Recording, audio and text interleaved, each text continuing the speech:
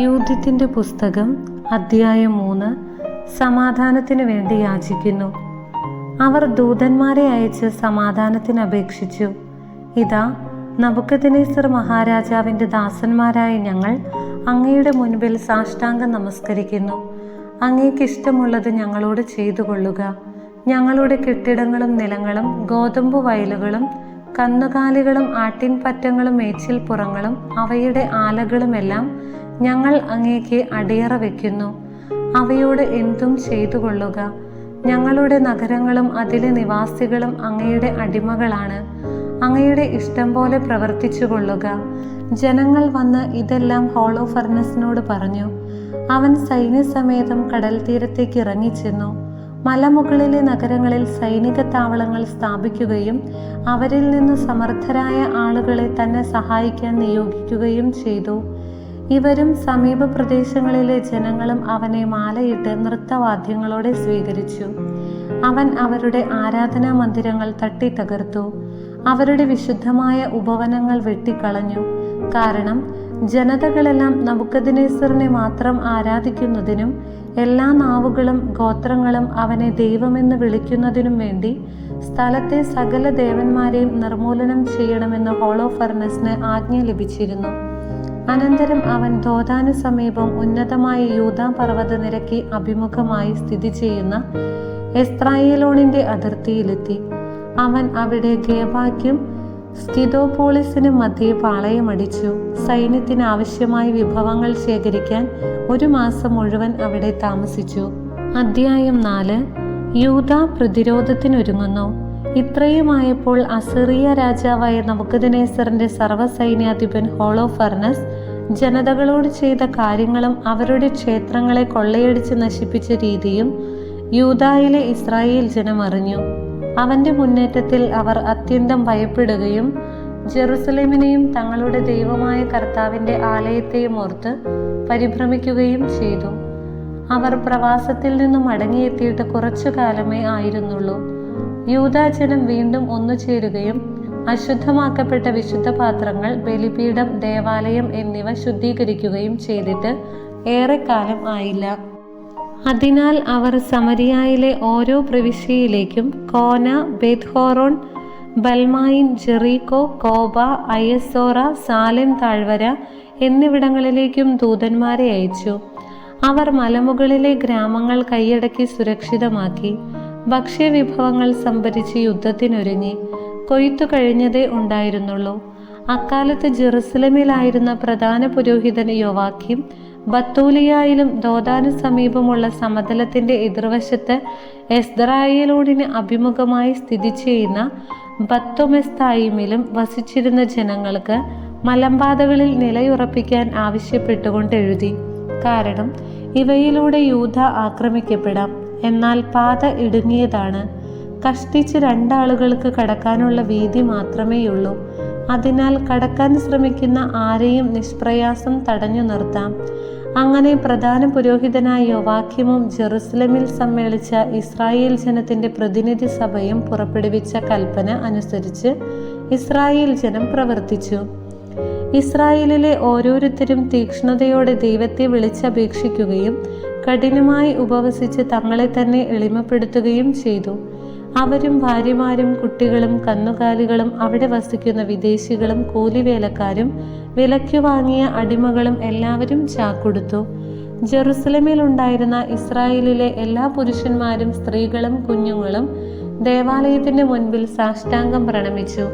അവർ തലയിൽ ചാരം വിതറി തങ്ങളുടെ ചാക്കുവസ്ത്രം കർത്താവിന്റെ മുൻപിൽ വിരിച്ചു. ബലിപീഠത്തിനു ചുറ്റും ചാക്കുവസ്ത്രം നിരത്തി തങ്ങളുടെ കുഞ്ഞുങ്ങളെ അവർക്കിരയാക്കരുതെന്നും ഭാര്യമാരെ അവരുടെ കവർച്ച മുതലാക്കരുതെന്നും അവകാശമായി തങ്ങൾക്ക് ലഭിച്ച നഗരങ്ങൾ നശിപ്പിക്കപ്പെടരുതെന്നും വിജാതീയരുടെ നീച സന്തോഷങ്ങൾക്കായി തങ്ങളുടെ വിശുദ്ധ സ്ഥലം അശുദ്ധമാക്കാൻ ഇടയാക്കരുതെന്നും അവർ ഏകസ്വരത്തിൽ ഇസ്രായേലിന്റെ ദൈവത്തോട് കേണപേക്ഷിച്ചു. കർത്താവ് അവരുടെ പ്രാർത്ഥന കേട്ടു. അവരുടെ ക്ലേശങ്ങൾ കാണുകയും ചെയ്തു. യൂദായിലും ജെറുസലേമിലുമുള്ള ജനം സർവശക്തനായ കർത്താവിന്റെ വിശുദ്ധ മന്ദിരത്തിനു മുൻപിൽ അനേക ദിവസം ഉപവസിച്ചു. പ്രധാന പുരോഹിതൻ യോവാക്യീമും കർത്താവിന്റെ മുൻപിൽ ശുശ്രൂഷ ചെയ്യുന്ന എല്ലാ പുരോഹിതന്മാരും ചാക്കൊടുത്ത് അനുദിന ദഹനബലികൾ അർപ്പിക്കുകയും ജനത്തിൻ്റെ നേർച്ചകളും സ്വാഭീഷ്ട കാഴ്ചകളും സമർപ്പിക്കുകയും ചെയ്തു. അവർ തലപ്പാവുകളിൽ ചാരമണിഞ്ഞ് ഇസ്രായേൽ ഭവനത്തെ കരുണാപൂർവം കടാക്ഷിക്കണമെന്ന് കർത്താവിനോട് ഉറക്കെ വിളിച്ചപേക്ഷിച്ചു. അധ്യായം 5. ഹോളോഫർണസിന്റെ യുദ്ധാലോചന. ഇസ്രായേൽ ജനം മലമ്പാതകൾ അടച്ച് ഗിരിശൃംഗങ്ങൾ സുശക്തമാക്കി സമതലങ്ങളിൽ പ്രതിരോധങ്ങൾ ഏർപ്പെടുത്തി യുദ്ധത്തിന് തയ്യാറായിരിക്കുന്നുവെന്ന് അസീറിയൻ സൈന്യാധിപൻ ഹോളോഫർണസ് കേട്ടു. അവന് കഠിനമായ കോപമുണ്ടായി. അവൻ മൊവാബിലെ പ്രഭുക്കന്മാരെയും അമ്മോനിലെ സൈന്യാധിപന്മാരെയും തീരപ്രദേശങ്ങളിലെ ഭരണകർത്താക്കളെയും വിളിച്ചുകൂട്ടി അവരോട് പറഞ്ഞു, കാനാന്യരെ, മലമ്പ്രദേശങ്ങളിൽ ജീവിക്കുന്ന ഈ ജനം ഏതാണ്? ഏതെല്ലാം നഗരങ്ങളിലാണ് അവർ വസിക്കുന്നത്? അവരുടെ സൈന്യം എത്രത്തോളം വലുതാണ്? അവരുടെ പ്രതാപവും ശക്തിയും എന്തിലടങ്ങിയിരിക്കുന്നു? അവരുടെ സൈന്യത്തെ നയിക്കുകയും രാജാവെന്ന നിലയിൽ അവരെ ഭരിക്കുകയും ചെയ്യുന്നതാരാണ്?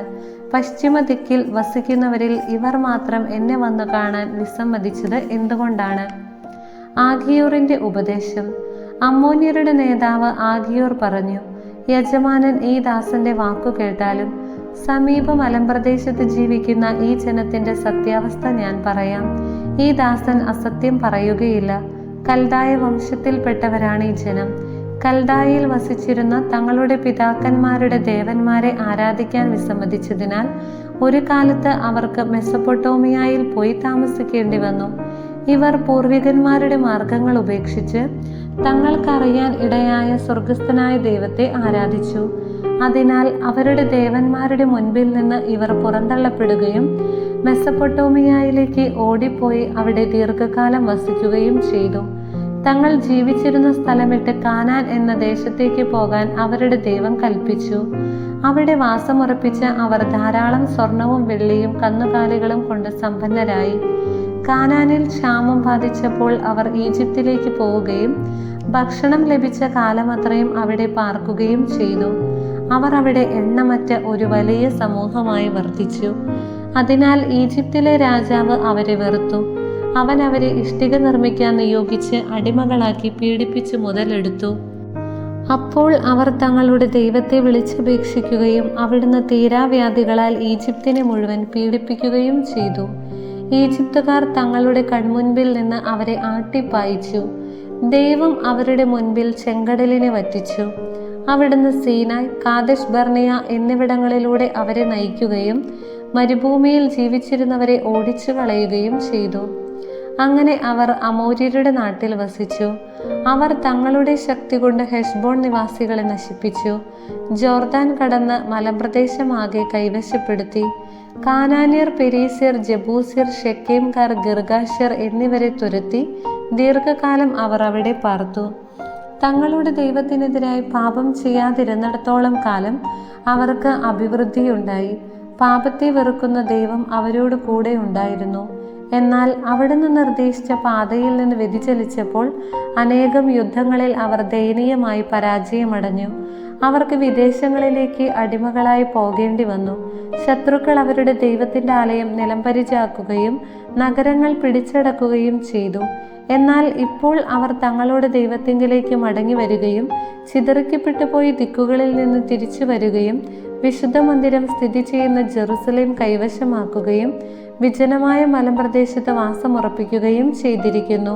അതിനാൽ എൻ്റെ യജമാനനായ പ്രഭു, അറിവ് കൂടാതെ വല്ല പിഴകളും ഇപ്പോൾ ഈ ജനത്തിന് വന്നു പോയിട്ടുണ്ടെങ്കിൽ തങ്ങളുടെ ദൈവത്തിനെതിരായി അവർ പാപം ചെയ്യുകയും നാം അത് കണ്ടുപിടിക്കുകയും ചെയ്യുന്നെങ്കിൽ നമുക്ക് ചെന്നവരെ തോൽപ്പിക്കാം. എന്നാൽ അവരുടെ ദേശത്ത് ഒരതിക്രമവും ഇല്ലെങ്കിൽ എൻ്റെ യജമാനൻ അവരെ വിട്ടുപോയാലും അവരുടെ കർത്താവ് അവരെ രക്ഷിക്കും. അവരുടെ ദൈവം അവരെ കാത്തു സൂക്ഷിക്കും. നാം ലോകസമക്ഷം ലജ്ജിതരാകും. ആഖിയോർ ഇത് പറഞ്ഞു തീർന്നപ്പോൾ പാളയത്തിന്റെ ചുറ്റും നിന്നവർ ആവലാതിപ്പെട്ടു തുടങ്ങി.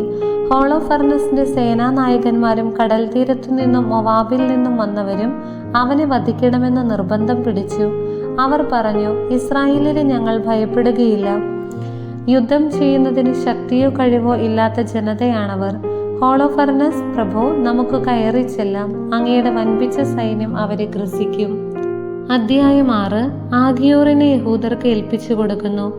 ആലോചനാ സംഘത്തിന് പുറത്തുണ്ടായിരുന്നവരുടെ കോലാഹലം നിലച്ചപ്പോൾ അസീറിയൻ സൈന്യാധിപൻ ഹോളോഫർണസ് ആഗിയോറിനോടും മൊവാബ്യരോടും വിദേശികളുടെ മുൻപിൽ വെച്ച് പറഞ്ഞു: ആഗിയോറെ, എഫ്രായിം കൂലികളെ, ഇസ്രായേൽ ജനതയെ രക്ഷിക്കാൻ അവരുടെ ദൈവമുള്ളതുകൊണ്ട് അവരോട് യുദ്ധത്തിന് പോകരുതെന്ന് ഞങ്ങളോട് പറയാൻ നിങ്ങൾ ആരാണ്? നബൂഖദ്നേസറല്ലാതെ മറ്റാരാണ് ദൈവം? അവൻ സൈന്യത്തെ അയച്ച് അവരെ ഭൂമുഖത്തു നിന്ന് നിർമ്മാർജ്ജനം ചെയ്യും. അവരുടെ ദൈവം അവരെ രക്ഷിക്കുകയില്ല. രാജസേവകന്മാരായി ഞങ്ങൾ ഒറ്റക്കെട്ടായി നിന്ന് അവരെ നശിപ്പിക്കും. ഞങ്ങളുടെ കുതിരപ്പടയുടെ ശക്തിയെ ചെറുത്തു നിൽക്കാൻ അവർക്ക് സാധിക്കുകയില്ല. ഞങ്ങൾ അവരെ അഗ്നിക്കിരയാക്കും. അവരുടെ മലകൾ അവരുടെ രക്തം കുടിച്ചു മതിക്കും. വയലുകൾ അവരുടെ മൃതശരീരങ്ങൾ കൊണ്ട് നിറയും. ഞങ്ങളെ ചെറുത്തു നിൽക്കാൻ അവർക്ക് കഴിവുണ്ടാവുകയില്ല. അവർ നിശേഷം നശിക്കും. ലോകം മുഴുവൻ്റെയും നാഥനായ നബൂഖദ്നേസർ രാജാവിൻ്റെ വചനമാണിത്. അവനാണ് സംസാരിക്കുന്നത്. അവൻ്റെ വാക്കുകൾ നിഷ്ഫലമാവുകയില്ല. എന്നാൽ ആഗിയോറെ, അമ്മോന്യരുടെ കൂലിക്കാരനായി നീ ഇന്നു പറഞ്ഞത് ദ്രോഹകരമാണ്. അതുകൊണ്ട് ഇന്നു മുതൽ ഈജിപ്തിൽ നിന്നും പുറപ്പെട്ടു വന്ന ഈ വംശത്തിൻ്റെ മേൽ ഞാൻ പ്രതികാരം ചെയ്യുന്ന ദിനം വരെ നീ എൻ്റെ മുഖം ദർശിക്കുകയില്ല. ഞാൻ മടങ്ങി വരുമ്പോൾ എൻ്റെ സൈന്യത്തിൻ്റെ വാളും എൻ്റെ ഭൃത്യന്മാരുടെ കുന്തവുമേറ്റ് ശരീരം പിളർന്ന് നീ അവരുടെ വ്രണിതരുടെ കൂടെ വീഴും. ഇപ്പോൾ എൻ്റെ അടിമകൾ നിന്നെ ആ മലമ്പ്രദേശത്ത് പാതകളുടെ സമീപമുള്ള നഗരങ്ങളിൽ ഒന്നിൽ പാർപ്പിക്കാൻ പോവുകയാണ്. അവരോടൊപ്പം നശിക്കുന്നതുവരെ നീ മരിക്കുകയില്ല. അവർ പിടിക്കപ്പെടുകയില്ലെന്ന് സത്യമായും വിശ്വസിക്കുന്നെങ്കിൽ നീ മുഖം താഴ്ത്തിയിരിക്കുന്നതെന്തിന്? ഞാനാണ് പറഞ്ഞത്. എൻ്റെ വാക്കുകളിൽ ഒന്നുപോലും പാഴാവുകയില്ല. അനന്തരം ആഗിയോറിനെ പിടിച്ചുകൊണ്ടുപോയി ബത്തൂലിയായിലെ ഇസ്രായേൽ ജനത്തെ ഏൽപ്പിക്കാൻ ഹോളോഫർണസ് പാളയത്തിൽ തൻ്റെ പരിചാരകരായ അടിമകളോട് ആജ്ഞാപിച്ചു. അവർ അവനെ പാളയത്തിൽ നിന്ന് സമതലത്തിലേക്ക് കൊണ്ടുപോയി. അവിടെ നിന്ന് അവർ മലനാട്ടിലേക്ക് കയറി ബത്തൂലിയായുടെ താഴ്വരകളിലെ അരുവികൾക്കരികെ എത്തി. നഗരവാസികൾ അവരെ കണ്ടയുടനെ ആയുധങ്ങൾ കയ്യിലെടുത്ത് ഓടി കുന്നിൻ മുകളിലെത്തി. കവിണക്കാർ കല്ലുകൾ എറിഞ്ഞ് അവർ മുകളിലേക്ക് കടക്കാതെ തടഞ്ഞു. എങ്കിലും അവർ മലഞ്ചെരിവിൽ സുരക്ഷിത സ്ഥാനത്തെത്തി. ആഗിയോറിനെ ബന്ധിച്ച് കുന്നിൻ്റെ അടിവാരത്തിൽ ഉപേക്ഷിച്ചിട്ട് യജമാന സന്നിധിയിലേക്ക് അവർ മടങ്ങി. ഇസ്രായേൽ ജനം നഗരത്തിൽ നിന്ന് ഇറങ്ങി വന്നപ്പോൾ അവനെ കണ്ടു. അവർ അവൻ്റെ കെട്ടുകളഴിച്ച് ബത്തൂലിയായിൽ കൊണ്ടുവന്ന് നഗരത്തിലെ നീതിപീഠത്തിന് മുൻപിൽ നിർത്തി. ശിമയോൻ ഗോത്രജനായ മിക്കായുടെ പുത്രൻ ഉസിയ, ഗൊത്തോനിയേലിൻ്റെ പുത്രൻ കാബ്രീസ്, മെൽക്കിയേലിൻ്റെ പുത്രൻ കാർമീസ് എന്നിവരായിരുന്നു അക്കാലത്തെ നീതിപാലകന്മാർ. അവർ നഗരത്തിലെ ശ്രേഷ്ഠന്മാരെ വിളിച്ചുകൂട്ടി. അവരുടെ യുവാക്കളും സ്ത്രീകളും സഭയിൽ ഓടിയെത്തി. ആഗിയോർ ജനമധ്യത്തിലേക്ക് ആനയിക്കപ്പെട്ടു. സംഭവിച്ചതെന്തെന്ന് ഉസിയ അവനോട് ആരാഞ്ഞു.